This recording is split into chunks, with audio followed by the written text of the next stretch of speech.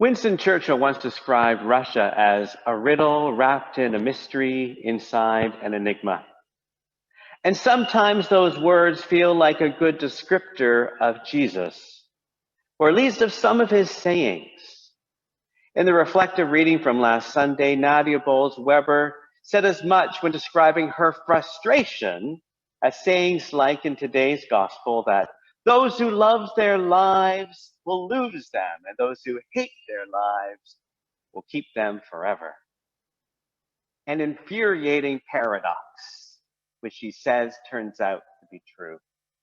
Or, picking up on that sentiment, Alred of Rivaux, known for its reflection on spiritual friendship, writing in our reading today that the cross brings us the life of life by offering a way of dying rather than a way of living. Like I said, riddles wrapped in mysteries.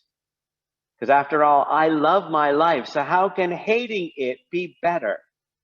Or how can a way of dying bring a greater degree of life than a way of living? It's exasperating. I take comfort that all of this perplexed Jesus' contemporaries as well. Nicodemus comes across as utterly confused in the dialogue we listened into the end of a couple of weeks ago. We listened to John chapter 3, and earlier in that chapter, Jesus spoke of how being born from above, and Nicodemus scratched his head with no idea how it was possible to go back into your mother's womb. The reality is some of Jesus' teachings are hard to hear because they challenge everything we know of the world, or at least what we think we know of the world.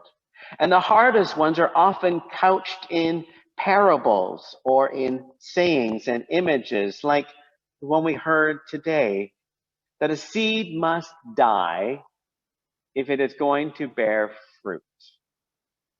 Now, I know that we're moving into spring, and it's clear that life does emerge out of death, but the fact that spiritual growth follows the same pattern, well, I find that to be a struggle. So much so that we have an aversion to death and life being spiritually wed, so much that it shapes how we speak about God. In popular understanding of the divine, at least in a Christian context, God is supposed to be all good. Because of this, the ongoing reality of what we name as evil, suffering, illness, death, destruction, that reality leads some to atheism and others to suggest there must be another being who is the source of evil. Now, it wasn't always seen this way. In traditional Judaism, rabbis taught that all good derives from God, and therefore so must all evil, or you deny the basis of there being just one God. And so in Berachot 33b in the Talmud, it reads, people should bless God for the evil which occurs in the same way they bless God for the good. Similarly, in Hinduism, Shiva, the destroyer, is part of the Godhead, along with Brahma, the creator, and Vishnu, the preserver. Shiva is a part of the pattern. But Shiva doesn't destroy indiscriminately, but does so in order to allow for recreation to occur. And this is the heart of the message in John's Gospel. We are invited to see this pattern in our spiritual lives in Jesus' embrace of the cross. You see, we can't cling to life because then we don't really live, do we? We're always trying to avoid death, even all the small deaths that are part of our lives. But if we accept the reality of death and embrace each moment as a gift, even really difficult ones, we live fully. We experience the life of life. This is where Hebrews comes in. We read that Jesus is named beloved, named God's child, and as high priest offers himself in sacrifice. Now, I know what most of us are reacting to. We're hearing substitutionary atonement theology, but I don't hear that there at all. I instead hear a theology of solidarity. You see, in Latin, priest is pontifex, a bridge. The priest bridges the human and the divine. Jesus, as God's beloved, does this, and does so experiencing everything that we experience, including suffering and death. And in this shows that God never abandons us, that God is always present, even in and through the most difficult of situations.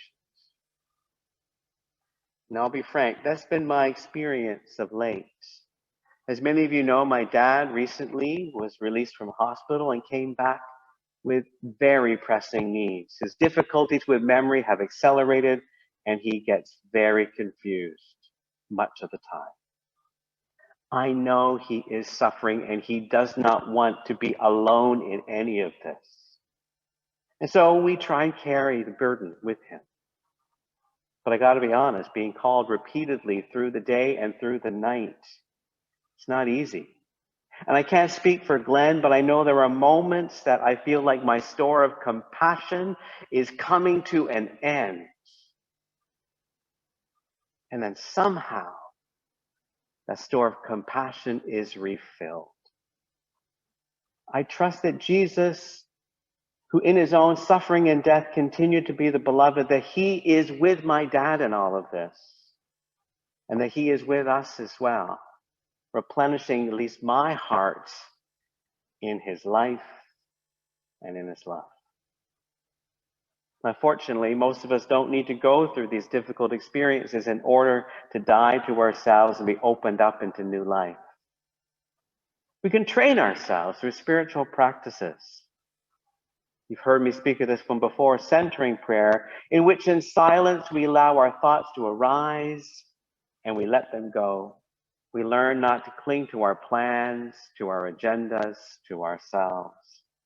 And as we do this, we create space, become aware of a deeper reality than our individual selves, a presence of living love which holds all reality, calling us as beloved, and to which one day we will all return. Now, learning to let go isn't just about a future heaven. Opening ourselves to God's presence in this way helps us to live more charitably in how we act and in what we own. Here's what I mean. Consider how in John 12, some of the Greeks cast to see Jesus. Now we need to recall that in Jesus' day, there was a great divide between Gentiles and Jews. As we listen to this, we don't hear Jesus deny the request, and we don't hear him accept the request either. Instead, he prepares his disciples by telling them they need to die like the seed does. As I shared 2 weeks ago, reflecting on our day helps us to become aware, of our grudges, of our actions, of our attitudes. And as we reflect on them with a degree of objectivity, especially all of our unconscious biases, we become aware of how we at times perpetuate inequity and oppression. Looking at ourselves with stark honesty, it's really hard. We end up dying to our self-image of how good we are. But when we take stock of our biases and learn to pause before acting on them, we can start to live more justly and more peaceably. And beyond becoming aware of our biases, we can also take stock of our possessions and how clinging to them holds us from really living, from living generously with others and living gently on the earth. Kyle David Bennett, the author of Practices of Love, Spiritual Disciplines for the Life of the World, He makes some really great suggestions for how we can live more simply, to free ourselves to live generously and gently. He points to how this time of year is especially good for this because, well, many of us do a spring cleaning. And when we do the spring cleaning, we can pare our lives down. You can take an inventory of what you have, especially what you haven't used in quite a while, and give it away. He suggests that we can ask for help of our friends and family and even our neighbors in taking stock, asking them what they think we don't need, and asking them what we have that they might need, and we can give it to them. Again, this is a dying to self. It's also a dying to what the world tells us and all the tricks in which we're made to feel that we're only valued, only beloved by what we own. We're much more than what we own. And we begin to live more fully if we take that reality to heart. Now, I realize that as I share these things, I may make it sound easy, but I assure you, I know that it's not. I certainly struggle with it because it hurts when Spirit comes as Shiva to clear space away for new life. And yet, Jesus' word, in its dying, the seed really does bear fruit, becoming more than it ever would on its own.